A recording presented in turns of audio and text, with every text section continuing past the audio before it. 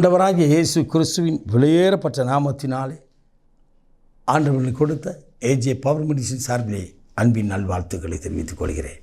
எனக்கு அருமையானவர்களே, உங்களை சந்தித்து ஆண்டவருடைய வார்த்தை உங்களுக்கு கொடுப்பதிலே மிகவும் சந்தோஷம். இன்றைக்கு கர்த்தர் கொடுத்த வார்த்தையை நாம் தியானிக்கப் போகிறோம்.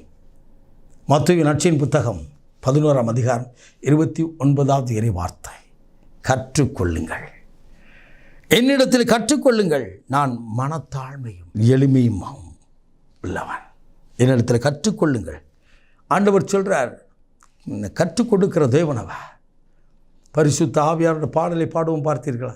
கற்று தந்து என்னை நடத்துகிறேன்னு சொல்லி அவர் கற்றுக் கொடுக்கிறவர். எந்த வயதினருக்கும் அவர் கற்றுக் கொடுக்கிறவர். குட்டி சாமுவேலுக்கு ஆலோசனை கொடுத்து கற்றுக் கொடுத்தார். தாத்தாவாகிய ஆபிரகாம் இடத்திலே ஆண்டவர் பேசினார், கற்றுக் கொடுத்தார். மோசே இடத்துல ஜனங்களை எப்படி நடத்த வேண்டும் என்று சொல்லி கற்றுக் கொடுத்தார். அதே ஆண்டவரைத்தான் நீங்களும் நானும் ஆராதிக்கிறோம். அவரிடத்தில் கற்றுக்கொள்ளும்போது அவர் சொல்கிறார், நான் மனத்தாழ்மையும் எளிமையும் உள்ளவர். மனத்தாழ்மை நமக்குள்ளாய் ஆண்டவர் சமூகத்தில் இருக்கும்போது அவர் தாழ்ந்தவர்களை உயர்த்துகிறவர். எளியவனை குப்பையிலிருந்தும் சிறியவனை குழியிலிருந்தும் உயர்த்துகிற தேவர். நான் என்ற அகம்பாவம் இல்லாதபடி, நான் சிலரை பார்த்தீங்கன்னா, நான் படிச்சிருக்கிறேன், நான் அந்தஸ்தில் இருக்கிறேன், என்ற பணம் இருக்குது, பதவி இருக்குன்னு சிலர் இருப்பாங்க. அதுவல்ல. ஆண்டவர் சொல்கிறார், பெரும் சுமை சுமந்து வருத்தப்பட்டு பாரம் சோப்பராய் எல்லோரும் என்னிடத்தில் வாருங்கள், நான் உங்களுக்கு இளைப்பாறை தருவேன் என்று சொன்னவர். தெய்வம் பேசுகிறார், நான் உங்களுக்கு சொல்லித்தரேன். என்னுடைய நுகம் எளிது. நுகம் என்று சொன்னால், இந்த மாடு சுமப்பதற்கு கழுத்தில் வைத்திருப்பாங்க பார்த்தீங்களா, பெரிய தடி போல. அது பாருங்கள், அந்த மாடுக்கு அப்படியே தூக்கி அது கழுத்தில் வைக்க மாட்டாங்க. இந்த காலத்தில் மாட்டு வண்டி பார்க்குறது ரொம்ப அபூர்வமாக இருக்கும். எனக்கு அருமையாக இந்த மாட்டுக்கு புல் அல்லது வைக்கோல் போடும்போது அந்த மாடுகள் நினச்சின்னா குனிந்து அதை சாப்பிடும்போது கழுத்தில் இருந்து வண்டிக்காரர் மாட்டிடுறார்.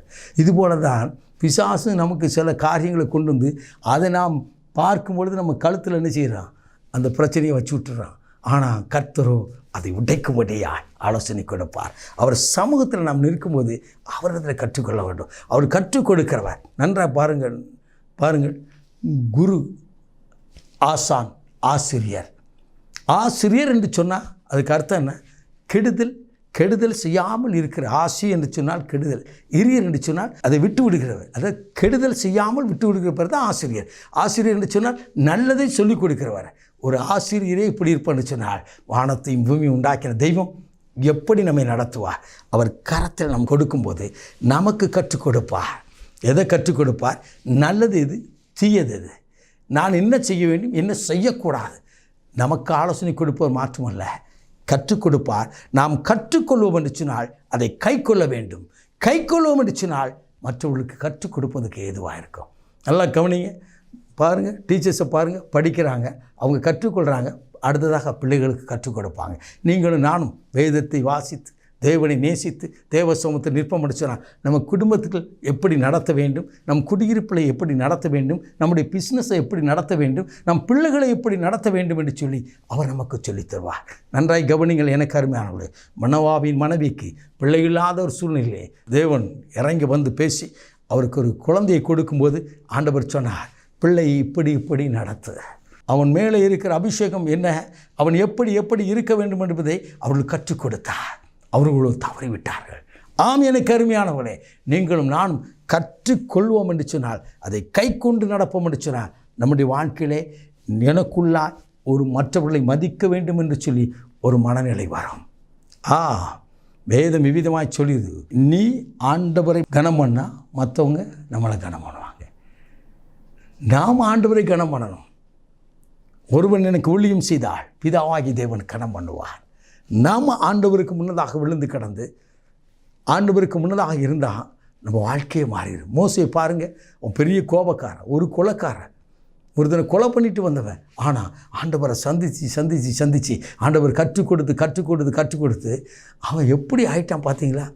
ஆண்டவர் சொன்னார், என் வீட்டில் எங்கும் உண்மை உள்ளவன், சாந்தம் உள்ளவன் என்று சொன்னார். எனக்கு அருமையானவர்களே, அவர் கற்றுக் கொடுக்கும்போது நம்முடைய சுவாபம் மாறும். அவர் கற்றுக் கொடுக்கும்போது நம்ம வாழ்க்கை மாறும். அவர் கற்றுக் கொடுக்கும்போது நம்முடைய ஆசீர்வாத ஊற்றாய் விளங்கும். நாம் ஜெபிப்போமா? மகா பரிசுத்தமுள்ள தகப்பனே, உடைய வார்த்தை கேட்ட ஒவ்வொரு பிள்ளைகள் மேலும் கர்த்தருடைய வல்லமை இறங்கட்டும்.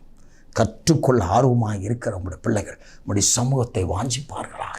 உங்களுடைய சமூகத்தில் நிற்கிற பிள்ளைகளை பரலோகம் திறந்து ஆசீர்வதித்து, ஆண்டவரே தகப்பனே, விலையேறப்பட்ட ஞானத்தினாலும் விலையேறப்பட்ட ஆசீர்வாதத்தினாலும் பிள்ளைகளை ஆசீர்வதியும் ஆளுகட்சியும் இயேசு ரட்சகரின் விலையேறப்பட்ட நாமத்தில் பிதாவே.